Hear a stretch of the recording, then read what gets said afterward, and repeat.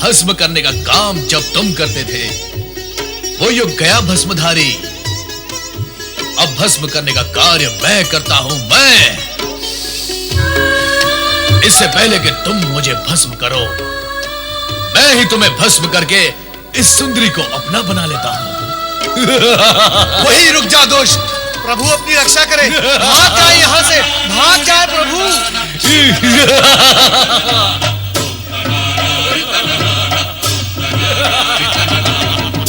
शंकर जय जय भोलेनाथ, जय जय शिव शंकर, जय जय भोलेनाथ, जय शिव शंकर, जय भोलेनाथ। चिता भस्म ले आए नंदी? ले तो आया प्रभु, किंतु इसे लाने के लिए मुझे बहुत दूर जाना पड़ा। अच्छा, अब तुम देवी पार्वती की सेवा में जाओ। इस समय उन्हें तुम्हारी सेवा की विशेष आवश्यकता है। जैसी आपकी आज्ञा भोलेनाथ।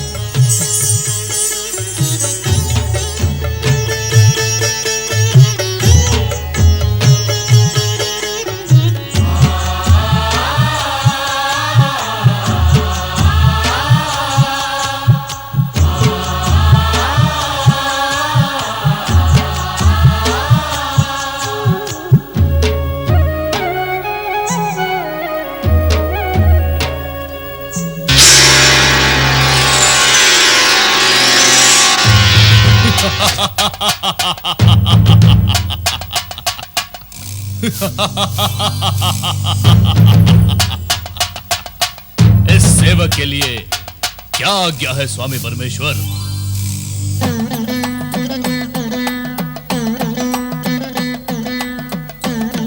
हे असुर, तुम भस्म से उत्पन्न हुए हो, इसलिए तुम्हारा नाम भस्मासुर हुआ। तुम हमारे लिए नित्य नवीन भस्म लाने के लिए उत्पन्न हुए। अवश्य स्वामी परमेश्वर, अवश्य।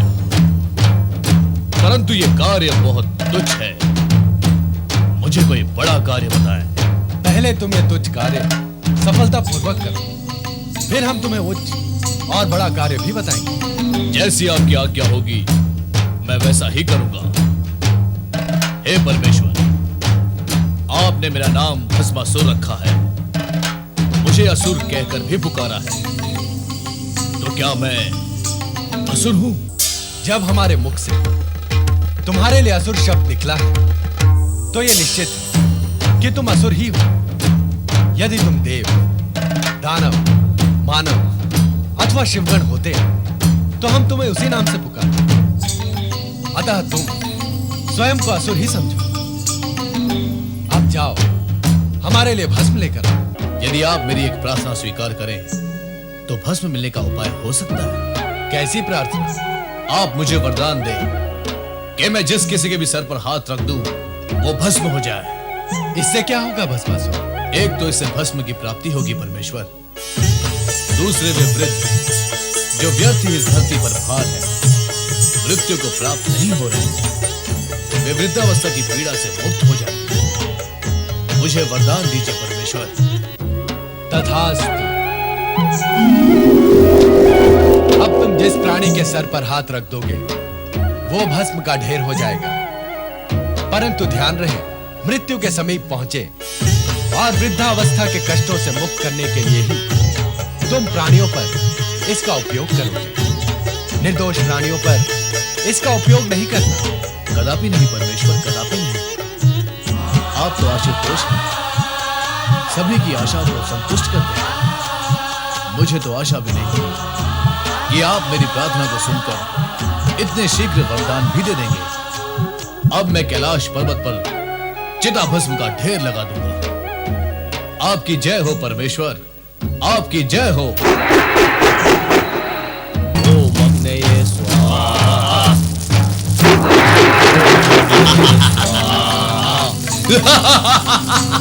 कौन हो तुम? अभी पता चल जाएगा कौन हूं मैं।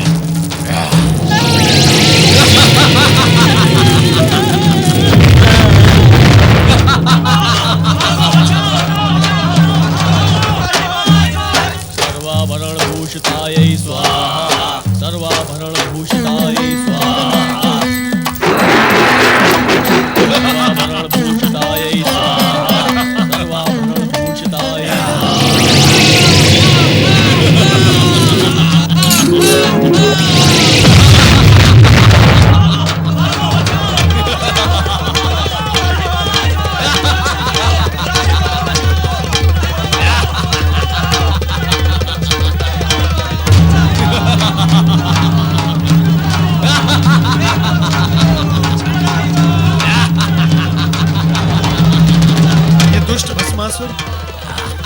निर्दोष प्राणियों को ही समाप्त करता जा रहा है।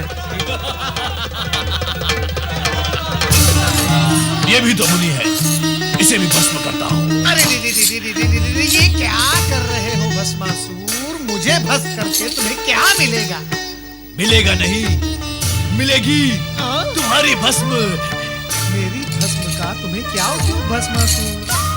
मैं जीर्ण क्षीर्ण दुर्बल काया का दुर्बल प्राणी, मुझे भस्म करके कितनी भस्म प्राप्त होगी तुम्हें? इतनी। सुनो, वही करते रहो जो कर रहे थे। क्या क्या करता रहूं? वही राक्षसों को भस्म करने का कार्य। मोटे मुटल्ले हट्टे कट्टे होते हैं ये राक्षस, उन्हें भस्म करो, चारों ओर भस्म ही भस्म हो जाएगी। अरे नारद, क्या तू मुझे मूर्ख समझता है? नहीं नहीं, जब तक तुम्हारे सम्मुख खड़ा हूं तब तक तुम्हें मूर्ख कैसे समझ सकता हूं? नहीं, तू सामने खड़ा होकर ही मुझे मूर्ख समझ रहा है नारद। नहीं नहीं, इसीलिए तो राक्षसों को भस्म करने की कुमंत्रणा दे रहा है। अरे परंतु मैं तुम सब ऋषि मुनि देवगण ब्रह्मा विष्णु इंद्र सभी को भस्म करके तीनों लोकों पर विजय प्राप्त करूंगा। परंतु उससे पूर्व मैं सर्वप्रथम तुझे ही भस्म कर दूंगा। अरे भस्मासुर, सर्वप्रथम त्रिलोक पर तो विजय प्राप्त कर लो, फिर नारायण नारायण। रक्षा करे भोलेनाथ, रक्षा करे भोलेनाथ, रक्षा करे भोलेनाथ, रक्षा करे। क्या हुआ नारद, इतने व्यग्र क्यों हो रहे हो? ये सब आप ही की कृपा का दुष्परिणाम है भोलेनाथ। तो क्या अब हमारी कृपा से दुष्परिणाम भी होते हैं? अवश्य होते हैं, हुए हैं और हो रहे हैं भोलेनाथ। अयोग्य और दुष्ट प्राणी को यदि ऐसे पद अधिकार और सुविधाएं दी जाएं जिसके वो योग्य ही नहीं है, तो क्या वो उसका दुरुपयोग नहीं करेगा भोलेनाथ? और फिर उसके दुष्परिणाम नहीं होंगे? तुम किसके विषय में कह रहे हो नारद? आप सब जानते हुए भी भोले बनते हैं, तभी तो आपको सब भोलेनाथ कहते हैं। आप भली भांति जानते हैं कि मैं भस्मासुर के विषय में कह रहा हूं। तुम्हें क्या कष्ट दिया उसने? कष्ट? भोलेनाथ, वो मेरे सर पर हाथ रखने चला था। फिर तुमने क्या किया नारद? प्राण बचाकर भागने के अतिरिक्त मैं करता भी क्या माता? भोलेनाथ, मेरे प्राण तो जैसे तैसे बच गए, किंतु उस दुष्ट असुर ने मृत्यु का नंगा नाच ही आरंभ कर दिया था। भोलेनाथ, वो दुष्ट असुर निर्दोष प्राणियों को भस्म की ढेरी बनाता जा रहा है। भोलेनाथ, मेरी समझ में नहीं आता भोलेनाथ, आप क्यों दे देते हैं वरदान ऐसे दुष्ट प्राणियों को जिसके वो योग्य ही नहीं होते? आपकी कृपा और वरदान का कितना अनुचित लाभ उठा लेते हैं ये दुष्ट असुर। माता, भोलेनाथ, मुझे तो लगता है वो संपूर्ण सृष्टि में प्रलय ही मचा देगा। मैंने तो पहले ही कहा था कि ऐसा वरदान पाकर यह असुर उत्पात अवश्य करेगा। इस जगत में ऐसा कौन है जिसने वरदान, अधिकार, पद और सुविधाएं पाकर उत्पात न किया हो? सबके सब आप जैसे कल्याणकारी और भोले भंडारी तो है नहीं भोलेनाथ। पता नहीं क्या स्थिति होगी निर्दोष जन की। चिंता न करो नारद, हम शीघ्र ही इस अनर्थ को रोक देंगे। भस्मासुर, तुरंत उपस्थित हो जाओ।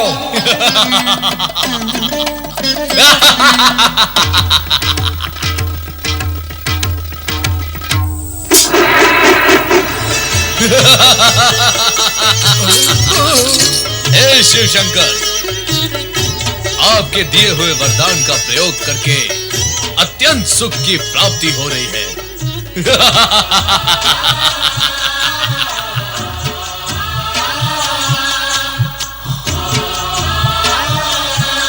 ये सुंदरी कौन है? मुझे इस प्रकार क्रोध से न देखो सुंदरी। क्रोध में तो तुम और भी अधिक सुंदर दिखाई देती हो। मैं ये सोचता था कि मैं अपने शत्रुओं को समाप्त करने के पश्चात जब इस त्रिलोक का सम्राट बन जाऊंगा तो मेरी साम्राज्ञी कौन होगी? परंतु तुम्हें देखने के पश्चात प्रश्न और सोच दोनों ही समाप्त हो गए। आओ, मेरे पास आओ।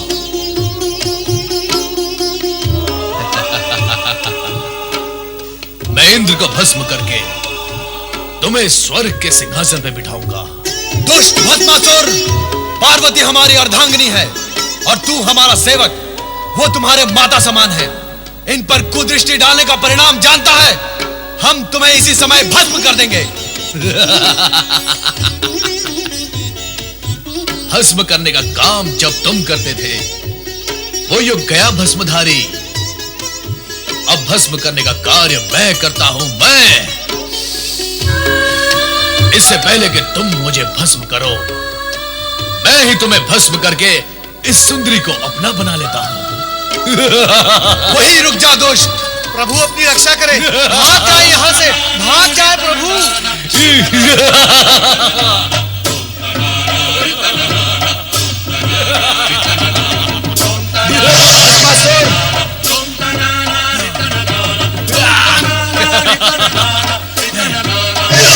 भस्मासुर,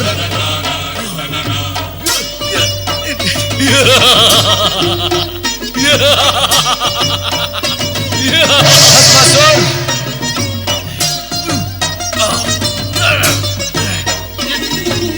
भस्मासुर,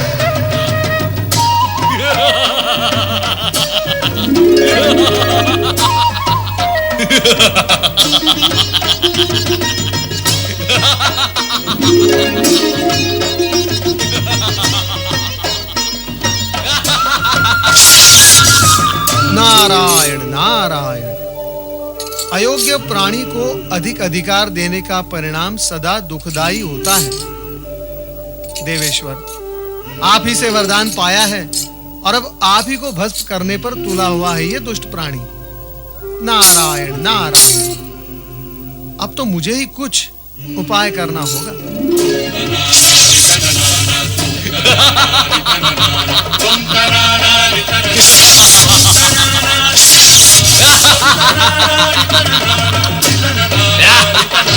रक्षा करें प्रभु, श्री हरि प्रभु हमारी रक्षा करें। नारद, तुम पर क्या संकट आ पड़ा? नारद, आज तुम्हें रक्षा की आवश्यकता कैसे आन पड़ी? तुम तो संपूर्ण जगत की रक्षा की चिंता किया करते हो। माता, चिंता तो आज भी है, किंतु जगत की नहीं, जगत पिता की। अर्थात? श्री हरि, भस्मासुर को वरदान देकर भगवान भोलेनाथ स्वयं संकट में पड़ गए हैं। वो दुष्ट भस्मासुर भगवान भोलेनाथ के सिर पर हाथ रखकर उन्हें भस्म करना चाहता है। पर नारद, ये भी तो शिवलीला ही है। शिवलीला? श्री हरि, ये कैसी शिवलीला है जिससे प्राण संकट में पड़ जाए? नारद, शिव ऐसी ही लीला करते हैं कि जगत के सारे प्राणी इस सत्य को जान और मान लें कि अयोग्य प्राणी को अधिक अधिकार और वरदान देने से जगत को दुष्परिणाम भोगने पड़ते हैं। किंतु इस समय तो आप उन्हें दुष्परिणाम भोगने से बचाएं। स्वामी, आपने सदा ही शिव पार्वती को संकटों और बाधाओं से उबारा है। आप शीघ्र ही उनकी सहायता करें। वो तो करनी ही होगी।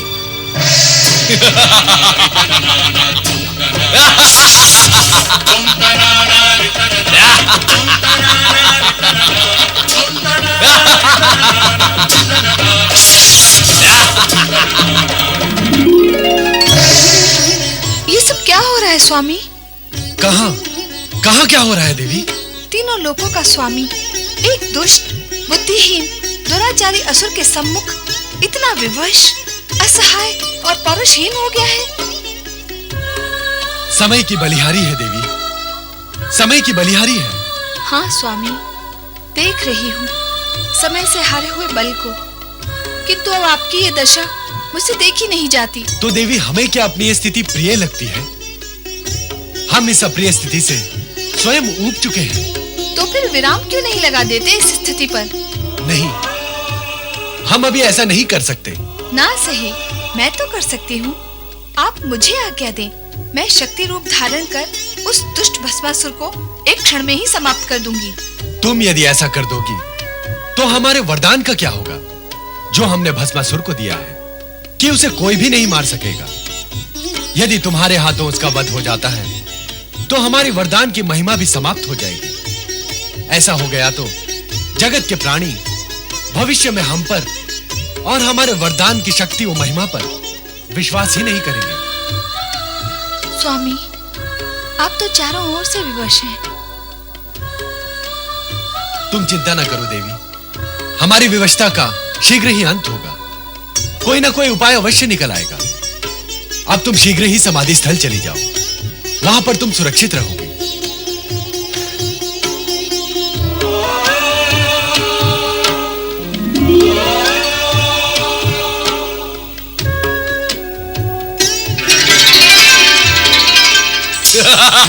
कहाँ है शिव शंकर? कहाँ है महादेव?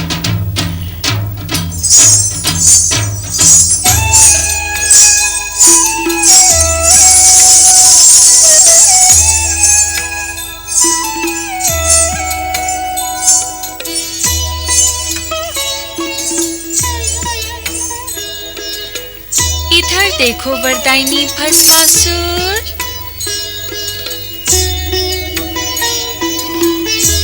ध्यान से देखो।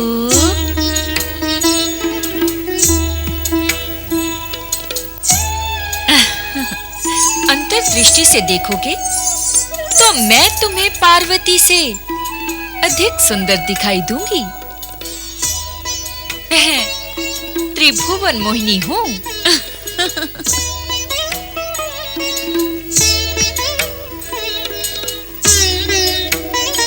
रूप और सुंदरता में मेरी बराबरी करने वाली अन्य कोई सुंदरी इस जगत में नहीं है। मुझे अपनी महारानी बनाकर जगत का सर्वोत्तम सुख भोगो भस्मासुर। मुझसे विवाह करके भस्म करने के इस झंझट से सदा के लिए मुक्त हो जाओ। तुम तो अनुपम सुंदरी हो। मैं तुमसे अवश्य विवाह करूंगा, इसी समय विवाह करूंगा। मैं भी यही चाहती हूँ और तुम भी यही चाहते हो। फिर विवाह में विलंब क्यों? विलंब तो तुम कर रही हो सुंदरी। मैं तो तुम्हें पाने के लिए आतुर हूँ। चलो विवाह करें। तनिक रुको भस्मासुर। हमारी कुलरीति ये है कि विवाह से पूर्व अपने कुल देवता के सम्मुख नृत्य गान करके उन्हें प्रसन्न करना पड़ता है।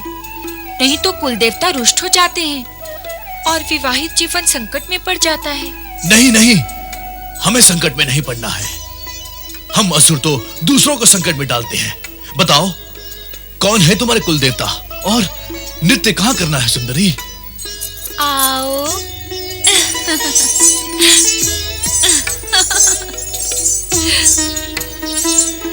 ये वट वृक्ष हमारे कुल देवता हैं। तुम मेरे होने वाले पति हो।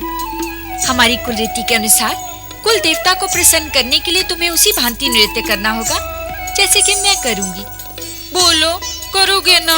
अरे तुम कहोगी तो नृत्य क्या, मैं कुकृत्य भी करूंगा। चलो शीघ्र नृत्य आरंभ करते हैं ताकि नृत्य करके हम शीघ्र विवाह कर सके। तो चलो नृत्य गान आरंभ करते हैं। गान? क्या हुआ, रुक क्यों गए? मैं नृत्य तो कर सकता हूँ परंतु गान नहीं गा सकता। क्यों? मेरा कंठ बेसुरा है। यदि मैंने बेसुरा गीत गाया तो मेरे जाति वाले असुर ये समझकर यहाँ पर आ जाएंगे कि मैं उन्हें पुकार रहा हूँ। नहीं, मैं गाना नहीं गा सकता। अभी अभी तो कह रहे थे कि कुकृत्य भी कर सकते हो। कुकृत्य करना तो हमारा कुलधर्म है सुंदरी, परंतु मैं गीत नहीं गा सकता। तो ठीक है, तुम केवल नृत्य करना, किंतु उसी भांति जैसे कि मैं करूं। वैसा ही करूंगा। चलो शीघ्र नृत्य आरंभ करते हैं ताकि हम शीघ्र विवाह कर सकें।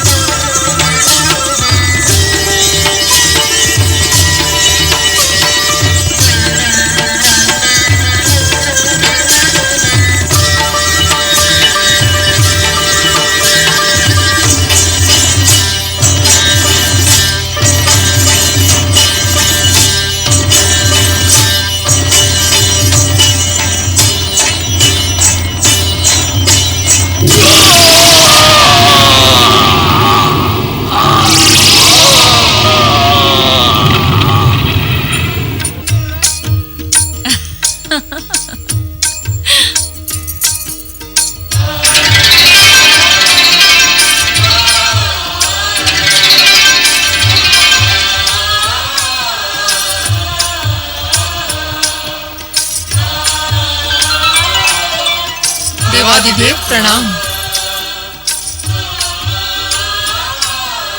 श्री हरि विष्णु, आपने हमारी भूल का परिमार्जन कर दिया। भूल? कैसी भूल महेश्वर? यदि आप भूल करने लगेंगे तो साधारण प्राणी की क्या गति होगी? और वैसे भी मैंने तो आप ही की इच्छा अनुसार अपने कर्तव्य का पालन ही किया है। श्री हरि, आपने तो अपने कर्तव्य का पालन किया है, पर अब तो भोलेनाथ को भी अपना कर्तव्य करना चाहिए। मेरा कर्तव्य क्या है देवी पार्वती?